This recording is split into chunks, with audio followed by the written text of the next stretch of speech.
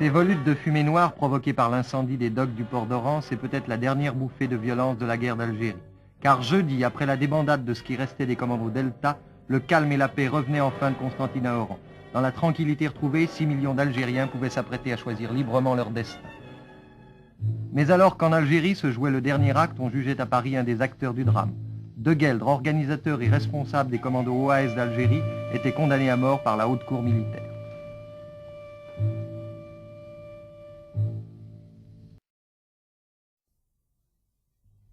Je puis et je dois le dire, répondre affirmativement et massivement à la question que je pose aux Français. C'est pour eux me répondre à moi-même qu'en ma qualité de chef de l'État, ils me donnent leur adhésion, qu'ils m'attribuent le droit de faire, malgré les obstacles, ce qu'il faut pour atteindre le but. C'est par cette allocution du président de la République demandant aux Français d'approuver la conclusion du cessez-le-feu en Algérie qu'a commencé la semaine politique. Une semaine où de l'autre côté de la Méditerranée et malgré la fin des combats, la violence l'a encore emporté sur la paix. Alger, 26 mars, une manifestation de masse déclenchée par l'OAS, provocation, énervement, des coups de feu éclatent, une fusillade d'une violence inouïe se déclenche, 49 morts, 150 blessés.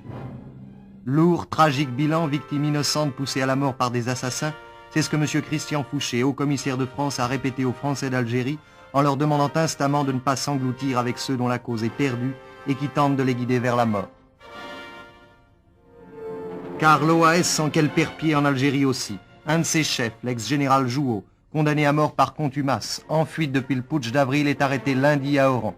Transféré aussitôt à Paris, l'adjoint Salan sera jugé dans les 15 jours par le haut tribunal militaire. C'est le tribunal militaire spécial, par contre, qui jugeait cette semaine des hommes de main de l'OAS, les assassins du commissaire Gavouri.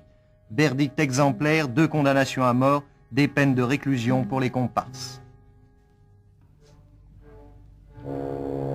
Et tout cela n'empêche pas les institutions de l'Algérie de demain de s'installer progressivement.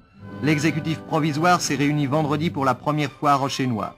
À l'issue de ce premier contact, son président, M. Farès, a lancé dans un discours radio-télévisé un appel à la réconciliation générale. Cet appel sera-t-il entendu notamment dans les grandes villes d'Algérie? À Alger, la semaine commencée par de sanglants incidents s'est achevée dans le calme. La reprise générale de l'activité laisse espérer enfin une vie normale.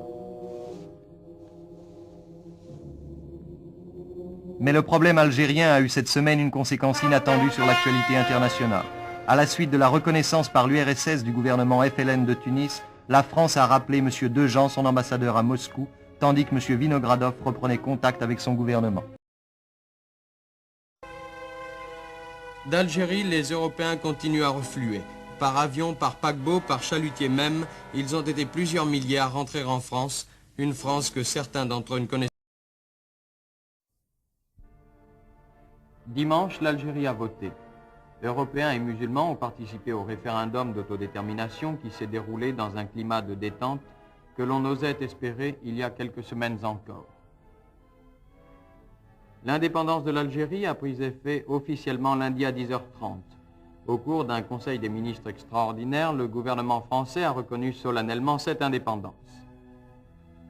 M. Jeannet a été nommé premier ambassadeur haut représentant en Algérie. Il a gagné son poste vendredi matin. D'autre part, ce conseil des ministres extraordinaire a mis fin par une ordonnance au mandat des 102 parlementaires d'Algérie, 68 députés et 34 sénateurs. Mercredi, M. Christian Fouché, qui la veille avait transmis solennellement ses pouvoirs à M. Farès, président de l'exécutif provisoire, a quitté Rocher-Noir pour Paris. Une prise d'armes a eu lieu à la base de l'arrêt Gaïa en présence du général Fourquet et de tous les membres de l'exécutif provisoire.